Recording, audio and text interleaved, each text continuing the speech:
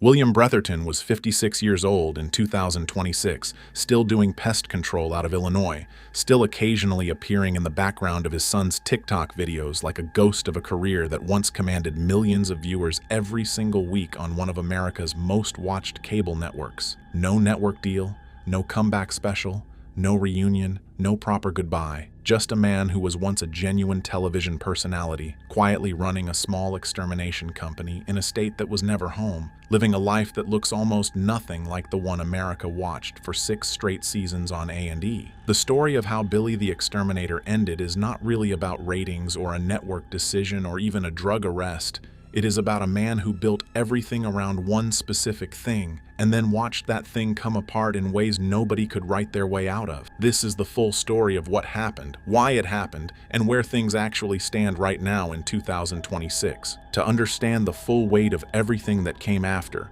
you have to start at the beginning. Not at the television show, not at the fame, but at the actual person. Because with Billy Bretherton, the person and the television personality were almost identical.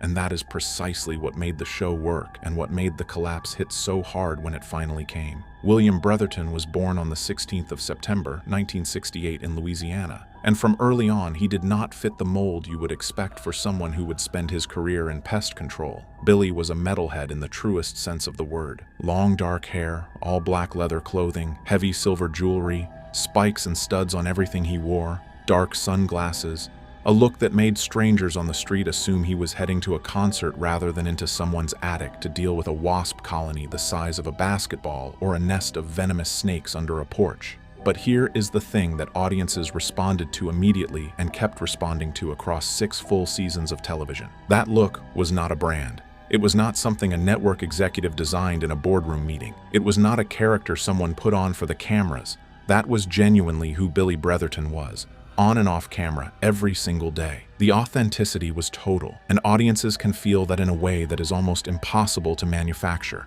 which is why so many attempts to recreate that kind of television personality fall flat. You cannot fake 6 seasons of being exactly who you are. At 19, Billy joined the United States Air Force, initially pursuing a path in law enforcement. His entrance evaluations flagged a natural aptitude for biology and entomology, and the Air Force developed that thoroughly, stationing him at Nellis Air Force Base in North Las Vegas, Nevada. By the time he left the military as a senior airman, he had real hands-on pest control expertise built on a technical foundation most people in the field never acquire. He returned to Louisiana and joined Vexcon Animal and Pest Control, the family business his parents Big Bill and Donnie had built, with his brother Ricky working alongside him. Vexcon was not just a company, it was the gravitational center of the entire Bretherton family operation, where the family worked and where Billy's professional identity was completely grounded. His first television exposure came through Discovery Channel's Dirty Jobs with Mike Rowe, and his personality translated to camera immediately. Knowledgeable, funny, completely at ease in front of the crew in a way most people never are. A&E took notice,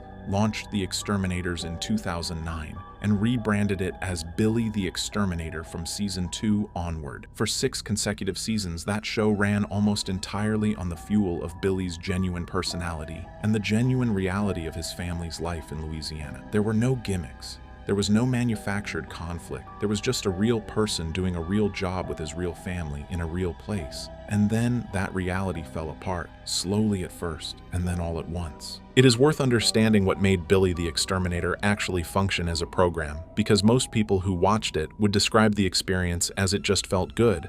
And while that is true, the mechanics behind that feeling were more deliberate than they appeared. Each episode followed Billy and his crew through multiple pest control calls, and Louisiana provided something genuinely valuable, which was variety that required no invention. The climate and ecosystem of Louisiana produced pest and wildlife situations most of the country never encounters. Giant fire ant colonies, nutria rats in drainage ditches, venomous snakes in suburban backyards, alligators that needed relocating, massive beehive colonies inside occupied walls. The diversity of what Billy dealt with across 6 seasons meant the show never had to manufacture situations to fill airtime. The calls were real, the animals were real, and the stakes were often genuinely high. What separated the show from other pest-oriented programming was something unmistakable once you noticed it. Billy consistently refused to frame the animals as the enemy. He explained the biology behind whatever he was dealing with, used Latin names on camera without it feeling academic, explained behavior patterns and ecological roles. His strong preference in almost every situation was humane relocation over extermination, removing creatures from places where they had become a problem and returning them to environments where they could survive. That approach gave the show a warmth that similar programs simply did not have. Audiences were not just watching someone deal with pest problems, they were watching someone who genuinely cared about what he was doing and why. The production team was also aware of a structural challenge in the format. Since they never knew which footage from any call would make the final cut, Billy and Ricky narrated their actions in real time while they worked, explaining the species, the behavior, the removal method, so key information would be captured regardless. It was a practical workaround that made the show more educational than it might otherwise have been. The family element was the second major pillar. His parents, Big Bill and Donnie, were warm and naturally funny on camera. His brother Ricky was a skilled exterminator and a genuine personality in his own right. Billy's wife Mary appeared in earlier seasons before stepping back, reportedly because she was uncomfortable on camera, though rumors of friction persisted. The entire production was built around one specific reality, one place, one family, one company, and one person at the center of it all. Across 6 seasons, the formula never needed to reinvent itself because it was working exactly as designed. By every external measure, there was no structural reason it should have ended when it did. 2012 was the year the unraveling began, and it started with an incident that, measured purely by its legal outcome, should not have been enough to end a successful television show. On the 28th of April, Bossier City Police responded to a 911 hang-up call at the Courtyard by Marriott Hotel at the Louisiana Boardwalk. Officers found William Bretherton and his wife Mary in possession of suspected synthetic marijuana and drug paraphernalia. Both were arrested. Billy pleaded guilty quickly. The legal outcome was minimal: a $500 fine, community service, and reportedly some mandated rehabilitation. Charges against Mary appear to have been dropped or reduced. In purely legal terms, it registered about as low as drug-related arrests get. But there is an enormous gap between legal severity and reputational damage in reality television, and that gap is where the arrest did its real damage. Reality television is built on a specific promise to its audience, which is that what you are watching is actual life. That is the product being sold. A scripted drama sells you a story. A reality show sells you a person and their real existence.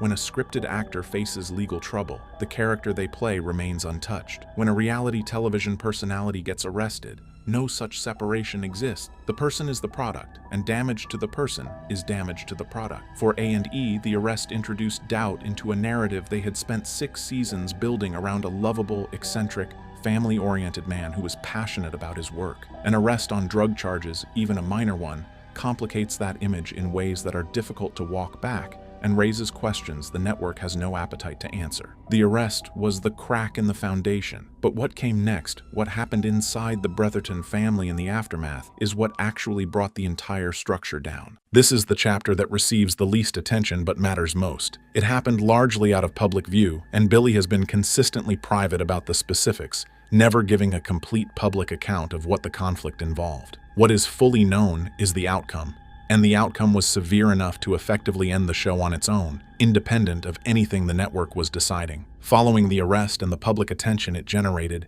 serious tensions emerged within the Bretherton family. Whatever their specific nature, they escalated to a point of rupture with major practical consequences. Billy left VexCon entirely, not a temporary step back, not a reduced role. He was separated from the family business his parents had founded in 1996. The company he had worked in for years, the company that was the entire premise and setting of the television show. His parents, Big Bill and Donnie, eventually retired from active involvement. Ricky remained to manage VexCon going forward. Billy relocated to Illinois, eventually settling in the Chicago area. Illinois is hundreds of miles from Benton, Louisiana. He left his parents, his brother, his hometown, his business, and the physical location that had been the backdrop of his entire professional life and the entire television show. The reason this made the show structurally impossible to continue is important to understand clearly. Billy the Exterminator was not a concept that could be transplanted. The entire identity of the series was tied to one specific reality,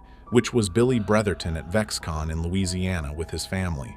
Every element of the show depended on every other element. The moment Billy walked away from all of it simultaneously, production had nothing to rebuild around. No supporting cast, because the supporting cast was his actual family. No location, because the location was his actual home and business. No premise, because the premise was his actual life. A&E did not cancel a functioning show. A&E watched the real-world foundation of the show collapse and then formalized what reality had already made official. Ricky attempted to keep something going with a YouTube series called VexCon the Exterminators in 2015, but it ran only 16 episodes and never found an audience. Without Billy as the central personality, the formula simply did not hold. The show was only ever as strong as the life it was documenting. The way A&E managed the ending of Billy the Exterminator reveals something about how cable television actually operates that audiences rarely see. The network made no public statement about why the show was canceled. Viewers were informed it was over with no explanation offered, no farewell episode produced, no reunion special commissioned, nothing. The show ceased to exist after season 6, and the network treated that cessation as self-explanatory. This was not negligence. It was a deliberate strategic choice. If A&E had released a statement addressing the arrest or the VexCon situation, they would have been amplifying a story they wanted to quietly exit. Silence was easier and drew no additional attention. The audience paid the price in years of confusion and unanswered questions. But that cost was not the network's primary concern. Context matters here too. By 2012 and into 2013, Duck Dynasty had become a cultural phenomenon that generated viewership numbers dwarfing almost everything else on the network. A&E's institutional attention and development resources were concentrated on protecting that franchise above everything else. Billy the Exterminator was a solid 6-season performer, but it was not the flagship. When the production situation became complicated and the real foundation of the show crumbled, there was not enough institutional motivation at the network to fight for it. A show does not always end because the ratings collapsed or because the network actively decided against it. Sometimes a show ends because the circumstances that made it possible stop existing, and the network quietly calculates that rebuilding those circumstances costs more than the expected return. That is exactly what happened here. The practical foundation crumbled, the network did the math, and they let it fall rather than working to hold it up. Millions of loyal viewers received no explanation and no closure. Season 6 aired, and then there was just silence. Billy did not disappear permanently after the original show ended. After several years away, he got another opportunity. One that arrived from an unexpected direction and that ultimately proved something bittersweet. It proved the talent was completely intact, and it proved the window had closed in ways one season in Canada could not reopen. In 2016, Canadian network CMT approached Billy about a new series. The concept was straightforward. Take Billy to Canada, give him pest and animal control work in a new environment, and see whether his on-screen personality translated. The result was Billy Goes North, a 12-episode series that premiered on CMT Canada in 2016. For the audience that found it, the show confirmed what his supporters had always believed. Billy's television instincts had not diminished during the years away. He was still immediately recognizable as himself, still completely natural in front of the camera in that rare way that cannot be manufactured, still carrying the same combination of genuine expertise and unguarded personality that had made the original series work. In 2017, A&E repackaged Billy Goes North and aired it in the United States, presenting it to some audiences as the 7th and final season of Billy the Exterminator. For fans who had been waiting since 2012 for any kind of return, it was something real. But one season was as far as the revival went. No announcements of additional episodes, no development deals, no indication the network was seriously invested in building a full return to American television. Rebuilding a mainstream audience after that length of absence would have required real institutional commitment from A&E, a sustained promotional investment, and a willingness to bet on a personality whose peak had been several years earlier. The network was not prepared to make that bet. Billy stepped away from television again after one Canadian season, and this time there was no further attempt at a return. Here is where the story becomes genuinely painful to sit with. In 2026, Billy Bretherton is 57 years old. He is still in pest control, which is the one constant across everything. He and his son Bryce operate VexCon out of Illinois, and his brother Ricky is involved with the company as well, meaning the family rupture that destroyed the television show has healed enough for professional cooperation to exist again. That reconciliation is real, and it matters. But the full picture of where Billy ended up compared to what he once had is a stark contrast that is difficult to soften. His estimated net worth is somewhere between $250,000 and $500,000 depending on the source. For a man who was a nationally recognized television personality for 6 straight seasons on one of America's most watched cable networks, a man whose name was in the title of his own show and whose face was known to millions of people across the country, that figure tells a specific and uncomfortable story about how the entertainment industry actually compensates the people it builds its product around. The show ended without any of the mechanisms that typically allow a reality television personality to extend their momentum. No farewell season designed to generate goodwill and spin-off possibilities. No reunion special. No streaming deal producing residual income. No documentary reintroducing him to a new audience. The television world simply moved on, and none of the extended runway ever materialized. His social media presence in 2026 is minimal in a way that reflects the complete absence of professional management or career development. His Instagram account has approximately 8,000 followers. That number, for someone who once had millions of weekly viewers on a major cable network, is a measurement of how far the distance runs. His son Bryce has built a TikTok following, and Billy makes occasional appearances in that content, which is how many former fans have discovered he is still around and still working. The comment sections are full of people who watched the original show and are genuinely glad to see him doing okay. But it is a deeply unequal trade for what came before it. From 6 seasons on A&E watched by millions, to background appearances in your son's TikTok videos. From a nationally recognized personality with his name in the show's title, to 8,000 Instagram followers and no network deal anywhere on the horizon. The man who once handled venomous snakes and relocated alligators for the entertainment of the country is now largely invisible to the industry that built its programming around his real life. And that industry, which profited from his real family as entertainment content and walked away when that real life got complicated, has never offered him anything resembling the ending he deserved. The story of Billy the Exterminator is one of the most complete case studies available for understanding what reality television actually does to the real people it features, and the specific ways the format fails them when things go wrong. The premise of reality television is built on something that sounds simple and is in practice deeply complicated for everyone living inside it. The format takes real people, real families, real businesses, and real relationships, and converts them into entertainment content. The audience connects with that content because it is real. The rawness is the point. The cameras are in these people's homes and workplaces because these are actual lives, and that is what the audience is watching. But what happens when those actual lives stop being convenient for television production?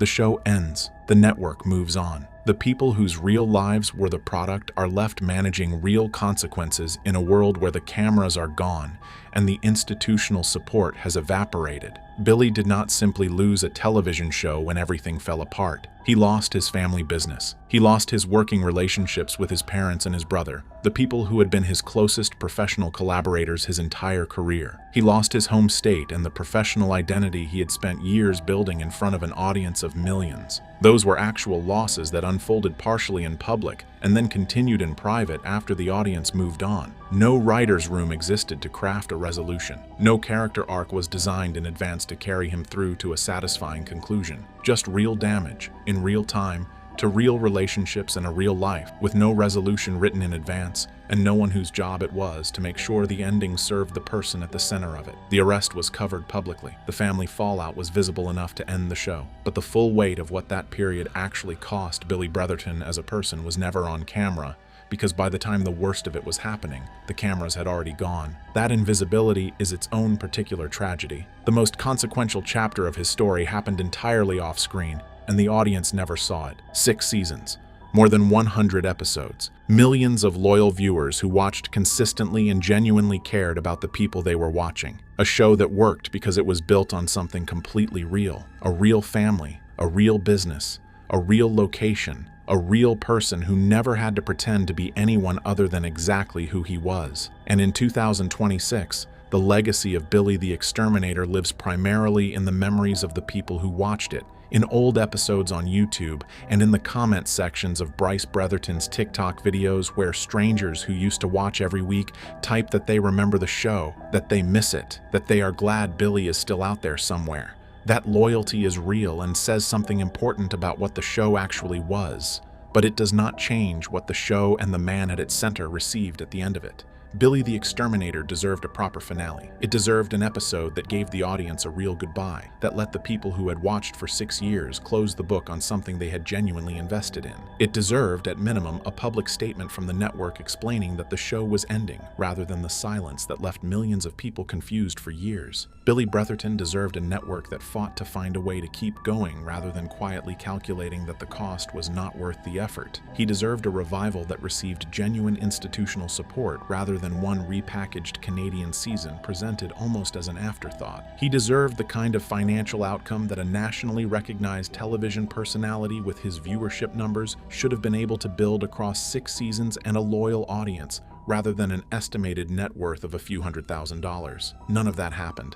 The gap between what he built, what he gave to the show and to the audience, and what he received in return when it ended, is a gap that deserves to be named and acknowledged directly. He gave the show everything it had because everything it had was his actual life, and when his actual life became inconvenient for the network, the industry moved on and left him without an ending. What remains in 2026 is a man still doing the work quietly in Illinois with his son, millions of people who still remember watching and still want to know what happened, and a television legacy that never got the goodbye it earned. He is still there, still working, still exactly who he always was, just without cameras. And without the ending,